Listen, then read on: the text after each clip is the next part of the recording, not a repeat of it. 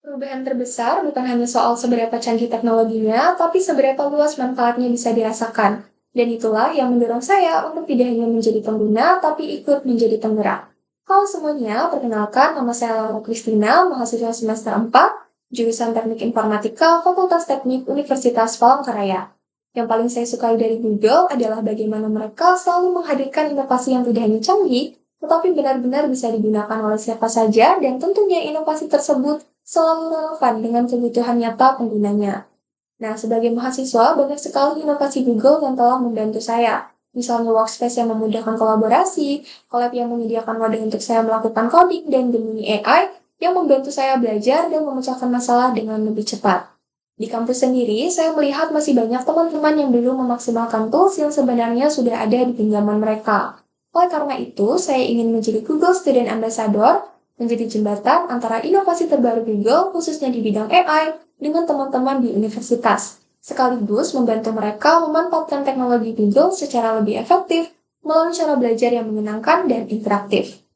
Jika diberikan kesempatan untuk mengadakan acara Tech and Chill, saya ingin membuat sebuah game show santai, di mana peserta tidak hanya duduk mendengarkan, tapi langsung merasakan manfaat teknologi Google di tangan mereka sendiri.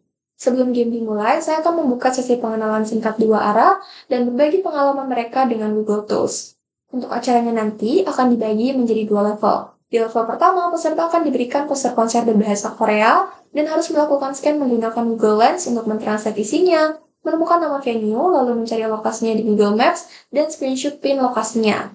Di level berikutnya, masih dengan poster konser yang sama, peserta akan diberikan sebuah skenario bagi perjalanan terbatas dan harus merencanakan perjalanan ke venue tersebut bersama teman-teman.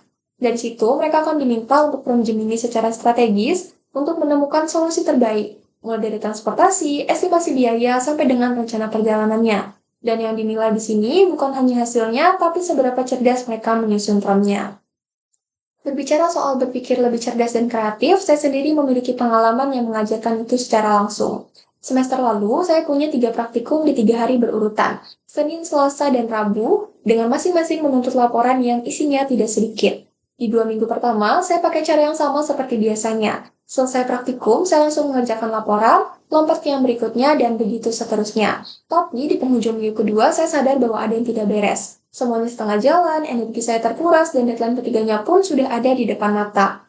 Saat itulah saya mengambil keputusan yang terasa aneh waktu itu, di mana saya skip dulu laporan yang deadline-nya paling dekat, dan fokus sepenuhnya ke yang paling kompleks. Saya pikir laporan terberat butuh fokus tertinggi yang hanya ada saat pikiran masih segar. Dan kalau saya mengerjakan yang lebih ringan terlebih dahulu, tentunya saya hanya akan menyisakan sisa energi untuk tugas yang paling kompleks dan beresiko.